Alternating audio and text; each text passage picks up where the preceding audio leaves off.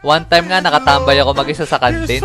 First day of school yon, kaya wala pa akong tropa noong mga oras na yon. Ako'y mapayapa nakaupo lang nung sa ledgi habang nainom ng coke. Tapos maya-maya, meron akong naririnig ng mga babae na nagbubulungan sa gilid ko. Alam nyo ba mga repa yung pakiramdam na parang may nakatingin sa'yo? Yung para bang primal instinct natin mga tao na kahit nasa likod mo ay nararamdaman mo na may nakatingin. Tapos paglingon mo ay meron nga. Ganon din yung naramdaman ko na mga oras na yon mga repa. Pero sa akin, nung pagtingin ko ay halos 7 babae ang nakatitig sa akin.